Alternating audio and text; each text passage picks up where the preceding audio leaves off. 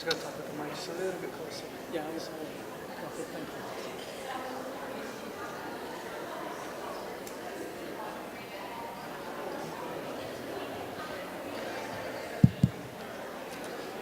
you. Welcome back. It's time to start. And one thing I forgot earlier this morning was, thank you, Polly, is I love you too, Polly. For those of you that don't know who I am, I'm Danny Solis. I'm with Workforce Solutions South Plains. I'm the Director of Business Development. That's the one thing I forgot this morning. Somebody said, well, who are you? And I said, I'm nobody, actually. But thank you for being here again. I'm going to introduce the next moderator. It's Emily Falkenberg with KLBK, and she's making her way up here, so help me welcome her. Come on, Polly. Come down the steps. There's steps over here. Oh, okay. I need your steps.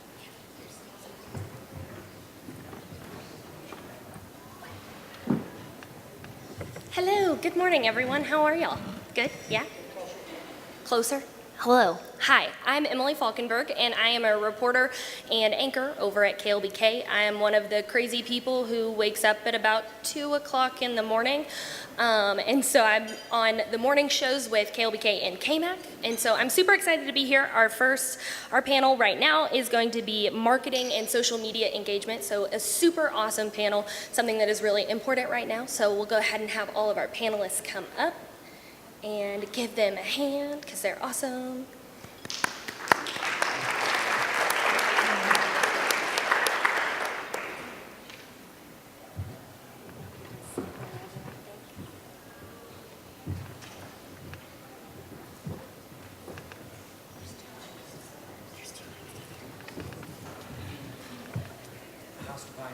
Uh-oh.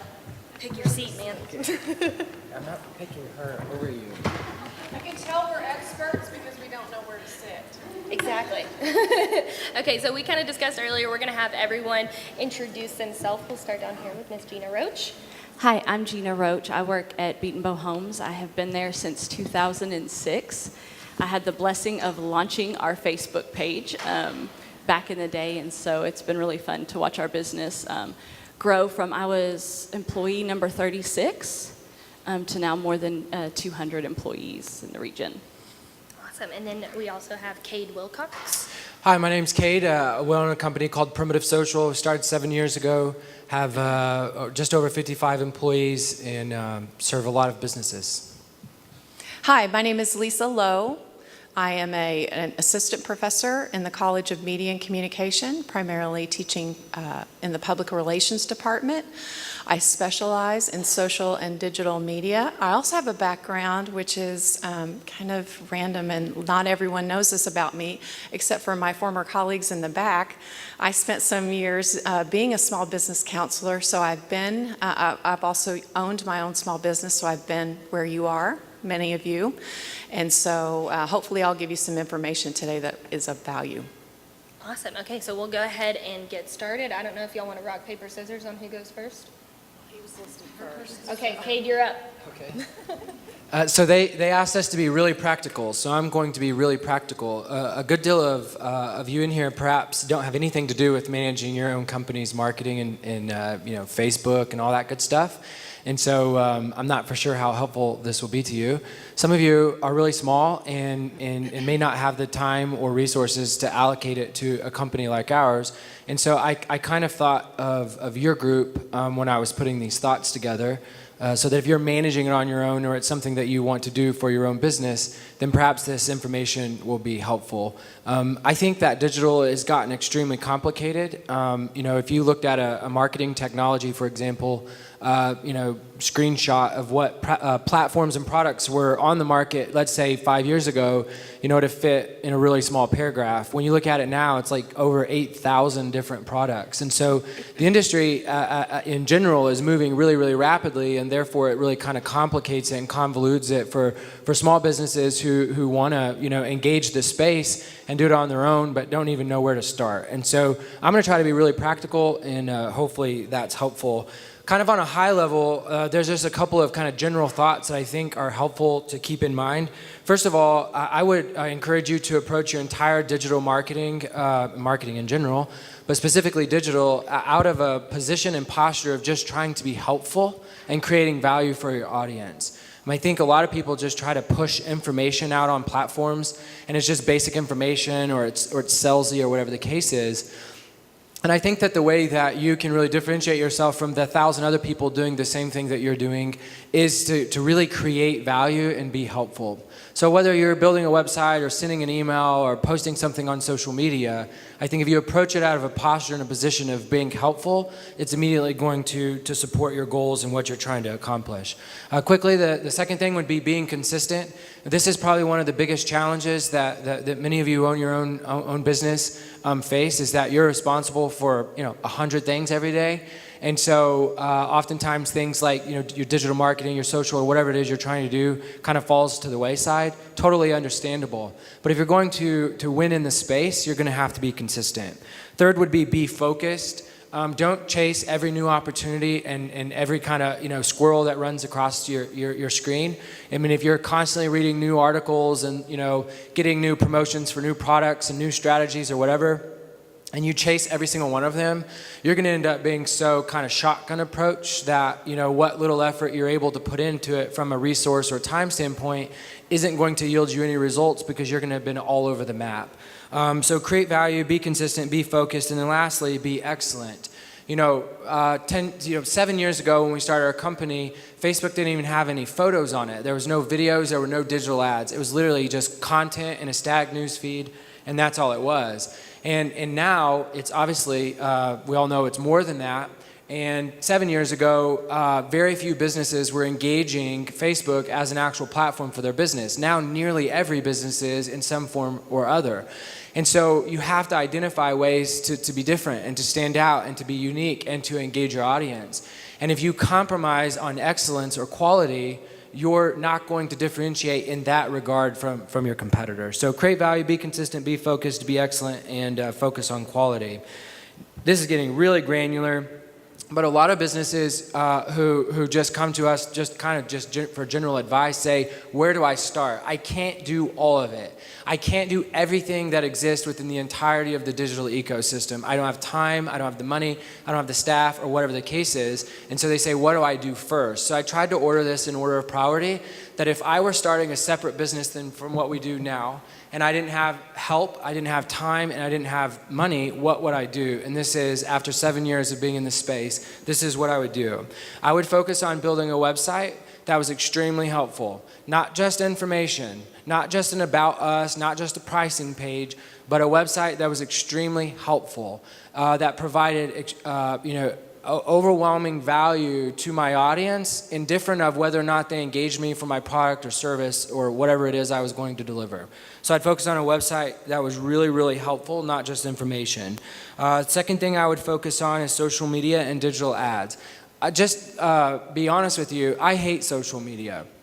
I don't like it. I think it's created almost more problems than it has helpfulness. Unfortunately, it's kind of the world we live in, and if we're going to compete and we're going to grow and to build, you have to engage it. And there's two things I would encourage you to think about as it relates to social media, just simplistically. Number one is building an audience. You could be the best home builder or best plumber or best electrician or best lawyer or best insurance agent or whatever you are. You can be the best one in the world, and if you don't have an audience to communicate with and engage, it doesn't matter. And so you use social media to grow the size of your audience. The second thing you use social media for is to drive them to the website through digital ads so that you can help them, right? Building a website that's helpful and insightful, not just information. Almost done here. Third thing I would do is email. It's a really valuable channel when people opt into it. So I didn't say buy list and I didn't say spam them. But it is a helpful channel to stay top of mind. I get an email almost every day from a company called Huckberry. I haven't opened one of those emails in over a year, but I can remember Huckberry. Why? Because they're constantly top of mind. That I have to at least delete the email, and so therefore I see it's from Huckberry. So, email is an important channel to stay top of mind, to engage, to nurture, to cultivate your relationship with your prospect. The fourth thing I would do when I had resources, time, or the people is long-form content, blogs and content offers. We don't have a lot of time to go into it, but you can go to a variety of websites, Primitive Social's website, HubSpot.com's website, and read all about why blogging and content offers are so critical. The fifth thing I think is SEO, search engine optimization. This is getting really granular, but really important because if you're a plumber, there's 100 other plumbers. So if I search plumber Lubbock, Texas, you have to compete for very, very little real estate at the top of that page to be relevant. And so if you want to really be different, it doesn't matter what you're doing, you're going to have to focus on that at some point when you have the time, resources, or expertise. Lastly, I would focus on sales and marketing alignment. Historically, sales lived in its own silo, marketing lived in its own silo. Everybody blamed marketing for being a black hole of resources. Sales is constantly, whatever. They lived in silos. I personally think that any growing organization, healthy organization, no matter of size, is not maximizing the opportunity for success if they're not aligning what they're doing from a sales and marketing perspective. And that's why we don't even call our company a marketing company. It's not about marketing anymore.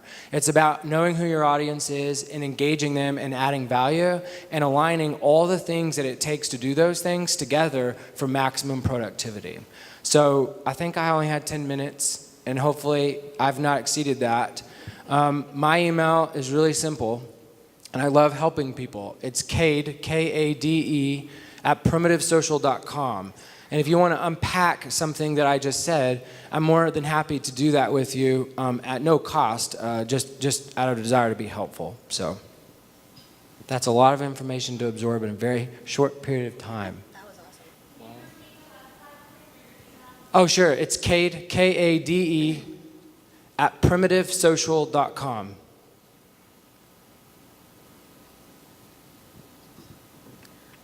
Now we'll go over to Lisa Lowe, and she has a awesome slideshow to go along with her social media for small business. Good morning. So I'm a professor, therefore I do PowerPoint. My email, again, this is like speed dating, right? You get to hear from us for just a few moments. But if you will make a note, my email is lisa.low, and that's L-O-W, no E, at ttu.edu. And I couldn't echo what Kade has said all morning anymore, because from a practical standpoint, he is right on the money. And I spend 16 weeks on average each semester trying to impart the knowledge that he just gave to you. So definitely he gave you some good information. All right, so there will be a quiz on these terms, so I hope you will start making notes. Social harnesses the psychology of influence. And why do you need to know about that? Why do you need to know about cognitive bias? Cognitive biases refer to the shortcuts our brains take when we process information. Bounded rationality captures the quandary we face as humans when we have choices to make but are limited by our own brains, our own cognitive capacity. Information overload is when there's simply too much data for us to handle. Anybody felt that way? When trying to find maybe a new dry cleaner, a new plumber, or someone to take care of something that you need right away, what do? You grab your mobile phone, you grab your tablet, get on your computer, and you Google, right? So getting found and getting the right information, sorry, I think this is on a timer maybe? How do I get that to go back? Is incredibly important.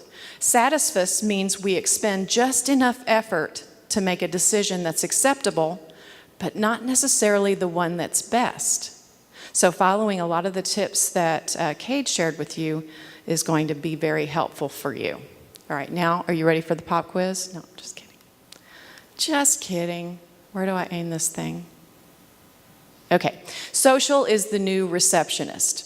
And I don't care if you have a brick and mortar store or if you're online only, it does not matter. Before a customer ever sets foot in the door or picks up the phone, they are influenced by others' opinions of you expressed via social and digital media.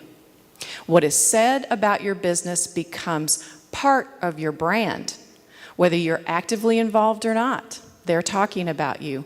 Embrace the chaos. This is how I start out every semester. Embrace the chaos. Further, an organization's social media page is 24% more believable than its advertising. 24%.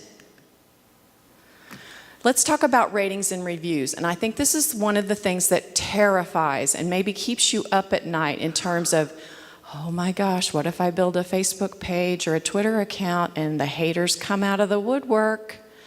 Oh no. Well, let me tell you, embrace the chaos, the power of ratings and reviews. 95% of consumers report having read reviews prior to making a purchase decision. So raise your hand if you've ever read a review before making a purchase. All right, 99%, 60, what is going on here? Oh, someone's helping me out over there. Okay, 66% of consumers read 1 to 10 reviews before making a purchase. 70% of mobile shoppers are more likely to purchase if the mobile site or app includes reviews. Are you picking up on a trend here? Reviews are important. 60% have viewed a review on their smartphone while shopping in the store. So if you have a brick and mortar location, they're using their smartphone. You might think they're taking a selfie, but they're probably searching for alternative products and services right in your own shop. So I think you should take this little fire and build a fire. So if you're worried about getting flamed, which many businesses are, the most commonly cited reason given for not allowing online reviews is the fear that dissatisfied customers will use that review feature to flame you. But on the other hand, 82% of consumers seek out something negative as an indicator that the reviews are in fact real and that you are a legitimate business, right? We're not Pollyanna here. How can you build a strong base of authentic reviews? Act like Amazon. You don't have to be Amazon, but you can act like them. Use your website, your social media to educate people about who you are and what you do. Identify people most likely to share opinions, and those can be your friends, family. There's no worries about, harnessing the power of people that like you. That's very important. Provide tools to make it easier to share opinions. Reward customers for sharing an authentic review. I recently had someone come and clean my area rugs and my furniture. And he gave me a business card after he was done, and he said, if you will refer someone else or you will write a review about me on Yelp, then I will give you 25% off of your next service. That's what I'm talking about. Listen and respond to supporters, detractors, and even those that are neutral about you. So what can social do for you right now? As he said, you need to have a website. Right? So those of you who don't have a website, maybe don't have any kind of social media presence, you should establish one. And you can start with the information right on your business card. So if you don't have anything, you need to make sure you have a place for people to go that you own and control that has your information. If you've got informational brochures or leave-behinds, if you've got someone answering the phone, what are the most commonly asked questions? What do people need to know when they first approach you, first come in your store, or call you on the phone? Newsletters, if you've got any of that, put it online. You can conduct public relations, you can build awareness, you can solidify your reputation. That's in red because that's my area in public relations. You can form relationships. You can avoid a crisis by listening and responding to those people that think negatively of you. Take care of them, just like you would if someone approached you face to face. You wouldn't turn around and walk away. You would say, okay, what can we do to work this out? Customer service, you can switch kind of gears and conduct some customer service, listen and engage. Again, educate, take care of complaints and compliments. Okay, so I channel my inner Brenda Lee Johnson, and I don't know if there are any closer fans out there. She's been off the air for a while, but she's still in reruns. You can binge watch her on Netflix. But she was always the typical Southern belle, and she was polite at all times. I think that's what you need to channel when you're on social media.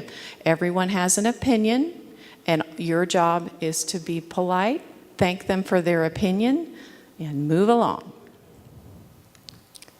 So again, I mentioned speed dating, but I truly think that being on social media is like being in a relationship. So I've got, well, I actually added a rule after I said 8 rules of engagement, so obviously I can't add, I'm in PR.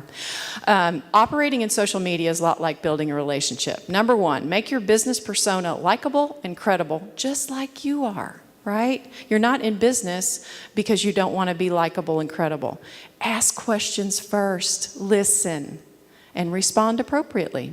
Be open-minded and tolerant of viewpoints other than your own, but do be authentic to your own personal vision and mission for your business. Who are you? What do you want to be? Be true to that. Be passionate above all else. Be very passionate about you, what you do, and helping other people. If you make a mistake, it's okay. Apologize and move along. Don't dwell on it. Love your community, yes, even the haters. You can learn a lot from your haters and detractors, right? For those out there that don't like you, there are many more who do. But do listen to what people are saying about you. Treat all with the same respect as you would face-to-face. If you would not allow behavior face-to-face, then make sure you let them know that, but treat everyone with the same respect. And take a time out if you lose your temper. If you find yourself getting very angry, step away, go play Angry Birds, do something that will let off a little steam. All right, how am I doing on time? We good? Okay, geo-targeting with Yelp. Okay, so he gave you some practical tips. This is my number 1 practical tip. Yelp is an app, and if you haven't claimed your business, there are many modes of claiming your business on Google and others, Google Business Listing, but download the Yelp app, and if you don't have it already, and allow geolocation. And I want you to kind of see what results come up for your product or service category. And then you can take advantage by owning your own business on this Yelp app. It's very easy to do. For reasons for establishing your brand on multiple platforms, I think he covered this already. But most importantly, even if you don't want to be active in a space like Twitter or Instagram, if you're just putting your toes in the water, claim your business name, because it is incredibly easy for someone to fake it and own your name when they maybe want to do damage or they just want to what we call squat. When someone wants to impersonate you, it can be nearly impossible to stop them. So I'll leave you with 7 free tools for social listening, and you might want to take a picture of this slide. Google your business and your leadership team. So Google is your friend. It kind of folds into SEO that Cade talked about, but an outside-in look at what people are saying about your business or your industry is a good first step. It's free. Search on Facebook, on Instagram, Twitter, all of the social media platforms. Search your name. You might be surprised at what comes up. Set what we call Google alerts.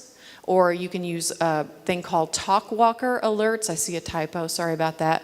And this emails you when something is posted on a public platform, whether they blog about you or post something on a Twitter account. It will alert you to mentions of your name or whatever keywords you put in. Hootsuite is what we call a freemium platform, and it will allow you to set up an account for free and manage your social media. It also has larger accounts that cost just around $10 a month. How Sociable and Social Mention are good listening tools as well. So we kind of lost my thank you slide, but thank you very much, and I look forward to your questions at the end.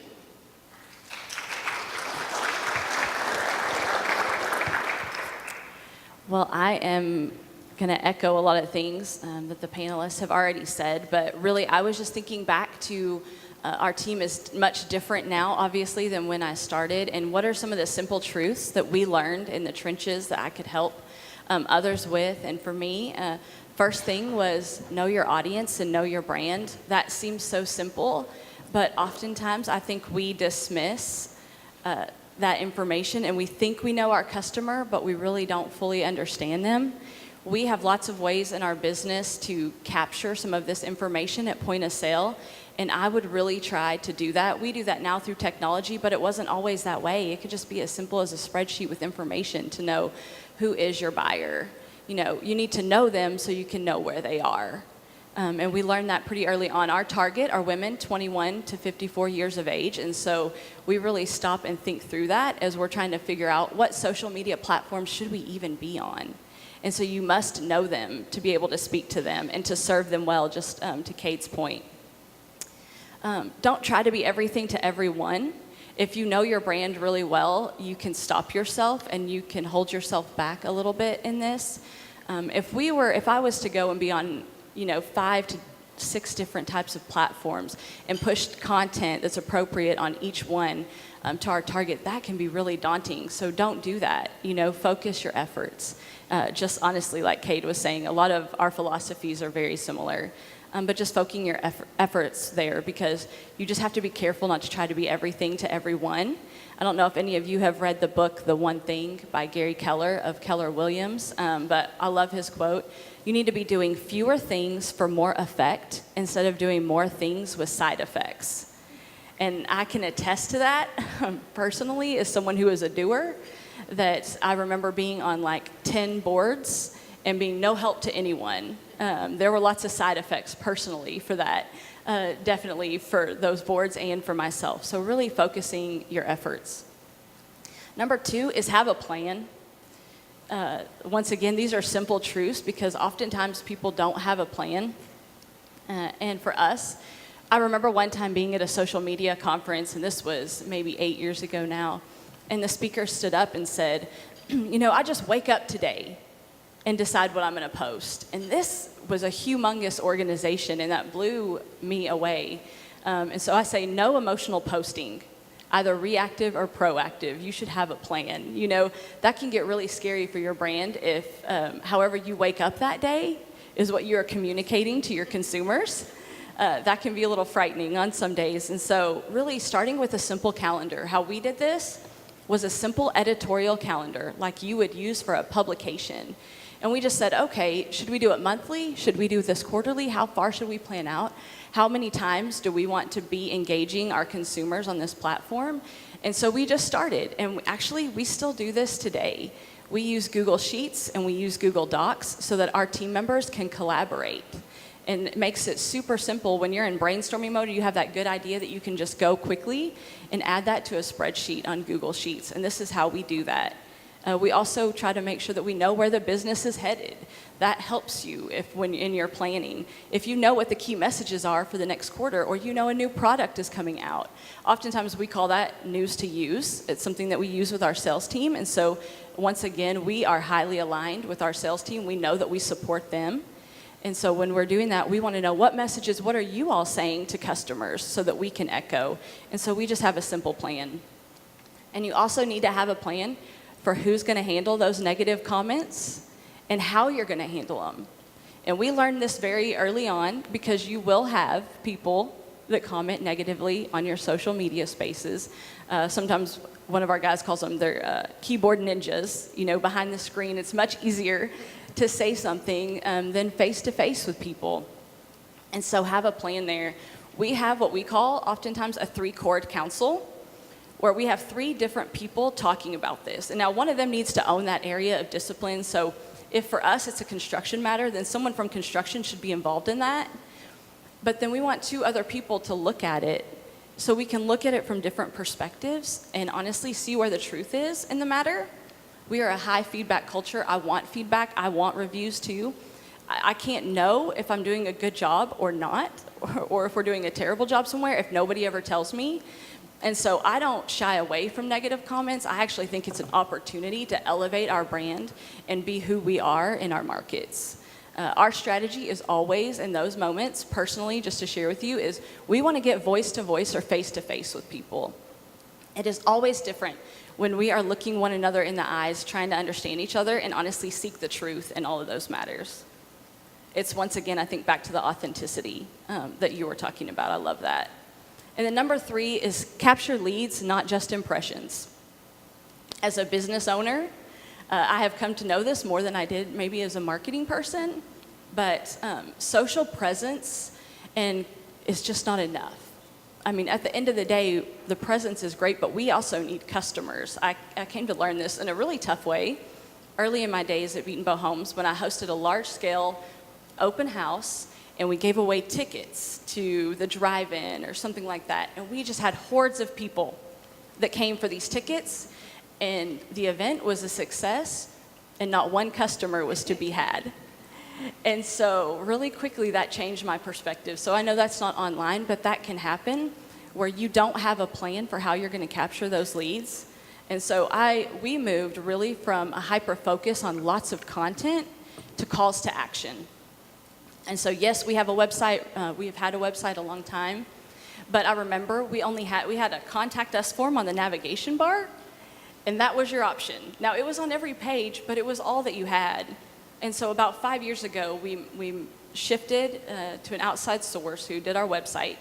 And on every single page, there are calls to action everywhere. Every floor plan in every community has a call to action. And what's neat about that is I can know what community were they looking at, what floor plan were they on, and I can help cater any messaging or response to that. And so we have lots of ways that we follow our social media. So did they come from Facebook? Did they come from Instagram? How did these people reach us? How did they find us? And then we cater our content. So we, as business owners, begin with the end in mind for our marketing team. We say, sales team, what are your goals? And then we back into our goal from there. So sales team, what are your goals? Okay, well, how many appointments does it take to make a sale? So we look at our conversion ratios all the way, and we go all the way back to learn how many impressions as a marketing team do we need to receive to be able to create leads that create appointments that create sales. Does that make sense?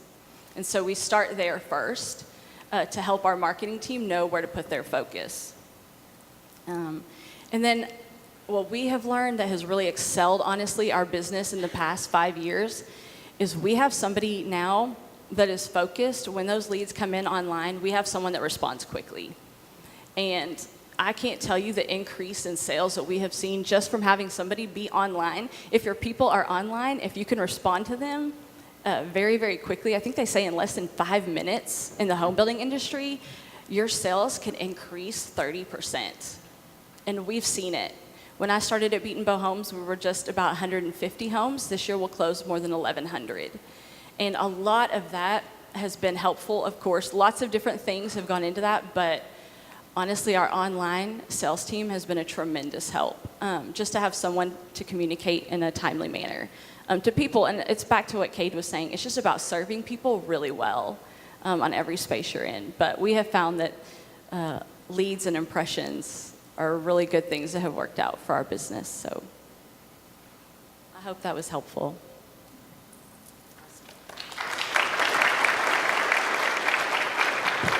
Okay, so we have a little bit of time left. So if anyone out there has any questions, raise your hand and we'll bring a microphone to you.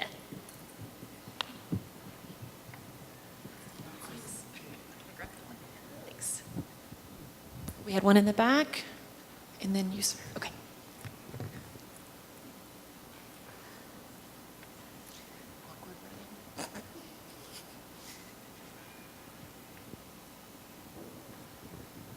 Yes, Gina, would you repeat the name of that book by Mr. Williams? Yes, it is The One Thing. The One Thing. Okay, and I'm sorry, one more. Miss Lisa, would you put that film back up on the screen that we were to take a picture of? I did, and I can't read it, so I'll get a little closer. Thank you. The wonderful wizard over there behind the curtain. I think it's the next to the last slide. Lots of tools. Oh, that was his question. One more? Okay, yes. There are a lot of reviews out there that can be gathered from a lot of different sources. If you had to choose the one type of review that you're focusing on, would it be Google, Facebook, Yelp, or some other? Well, in order to... For SEO. Sorry? For SEO. For SEO? I would start with your searches. That's my number one free tool. Where are people talking about you the most? And that's how I would kind of triage the situation. You can't determine just because you use personally Google first or Yelp first to determine, what kind of services and products you choose. That doesn't necessarily mean that the people that are looking for you are doing the same thing. But Cade can probably...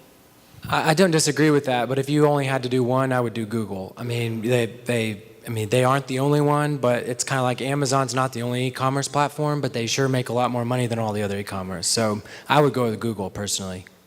Yeah, I agree. A lot of the things we say in our businesses, if Google's doing it, then probably everybody else is going to follow. So whatever they're doing, we want to be aligned with them and their efforts. So I completely agree. One more question?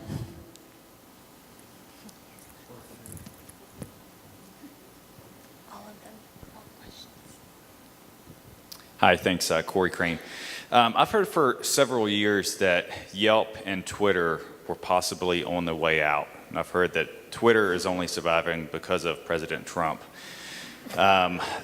So, I get irritated because I didn't really want to do Yelp. I feel like that's just a place and a space for people to post negative comments. I found that Google and Facebook are probably the best place to get reviews, and I just wanted to know your opinion. Is Yelp still relevant as far as reviews, or I think, Kate, you just mentioned with Google kind of being probably the best spotlight for reviews. But what are your opinions with, I guess this is a two-part question, with advertising on social media? I know Instagram and Instagram stories are big. But like as far as Yelp and Twitter, would you even waste your time on those platforms? Well, I'll respond quickly and then I'll let the rest of the panel weigh in. But my philosophy is if people are talking about you in that space, then yes, you need to take control of the space. And predictions for print, that print is dying or dead, have long been called for. Twitter may in fact turn into something else at some point. And again, understanding that you have to prioritize. So Cade can speak to that. But I firmly believe that if people are talking about you, you should not let that go unaddressed. You want to go first? Okay. I think number one, you have to know your audience. So if you're targeting 21 to 54-year-old females, then you don't need to worry about Twitter. If you're and I'm being really general here, but if you're targeting, adult men in their, 40s and 50s, then Twitter needs to be a part of your strategy, or at least consideration. I think that if you're in anything related to food specifically, which I believe one of your businesses is, that you should be on Yelp. Any city, big or small, that I go to, and you're looking for anything related to food, you're going to go to Yelp and Google. But Yelp, I think, is particularly relevant on that. So that's how to encourage you. And it is fun what you said about Twitter.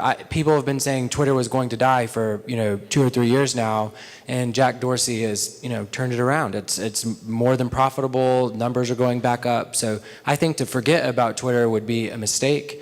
But it starts with really understanding who is your audience, not should I be on that platform. It's who is my audience and where are they, and where are they is where you should be. Amen. Hi, this question is mostly for Professor Lowe there. You gave some specifics and some statistics about 95% of people have read online reviews and a high percentage of them have made purchasing decision based on the reviews.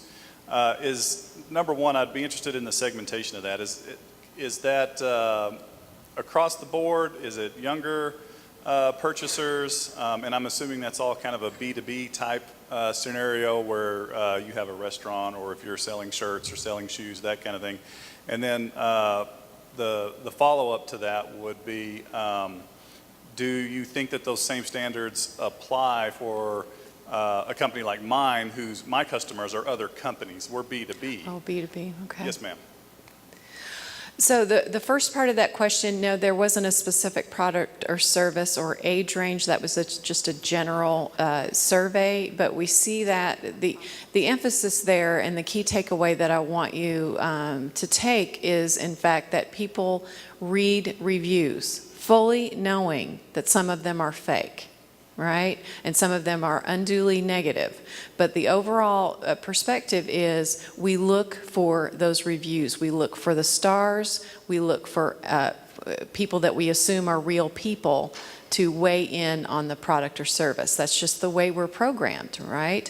So that's the key takeaway. So there aren't any, you can't dive down deep into your industry or, in fact, your target audience, which I love that my cohorts here focus on who is your target audience. But there are industry-specific resources that you can probably find, and I would encourage you to follow up with me. So the second question is the B2B space. Now, I was primarily talking about consumers in general, so the B2C was my focus today. But Kate specializes in, I think, a lot of B2B, right? So, Well, our customers are B2B and B2C, but our own sales strategy and growth is obviously B2B, and I think it's equally important. I think the volume of reviews on a B2B company like your own and Carpet Tech, or even a Beaton Bow Homes, is going to be obviously far less. There are less people buying custom software than there are buying homes or carpet cleaning. So I think they're different, but not necessarily less valuable. Good morning.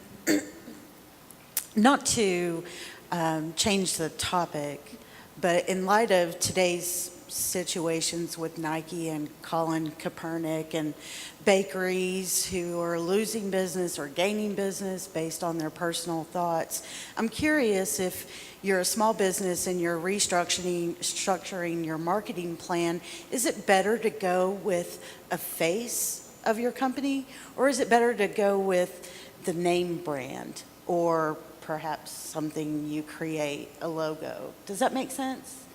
Instead of going with an actual person to be the face of your business, should you go with something more abstract? I'll take a stab. Because I agree 100% with you, Kate, that social media has ruined society. So how are we supposed to combat I think that? I think you should talk about how much you love Trump, and I think you should put all of your religious views on your Facebook page, and I think you should put an R or a D beside your name. Okay, I'm just teasing on that part. I think it's a really good question, and that every business has to determine what is the purpose of them being online. If you're a really small business and you leverage your small business platform to leverage your own opinions and all those kinds of things, you're entitled to do that, but your followers are going to follow suit, right? Both positively and negatively. I kind of personally tend to think that you should separate, if you're a one-person shop, then you have a little bit more, you can kind of do a little bit more about what you want because it's a one-to-one. You're the only employee or whatever. But if you have a couple of employees and you have quite a few customers, I kind of feel like you have a responsibility to be who they want you to be, not politically or culturally or religiously or whatever, but in terms of what, I personally think Carpet Tech needs to focus on carpet cleaning, not cultural, warrior stuff, and we work with them, and so we know that that's their case, which is why I use them as an example. But I think that's how you should approach it, and just be very cognizant of the consequences of your decisions. One tweet, one Facebook post can change the nature and position and posture of your business like overnight. So you have to be, are you really that angry, politically speaking, that you want to impact your business?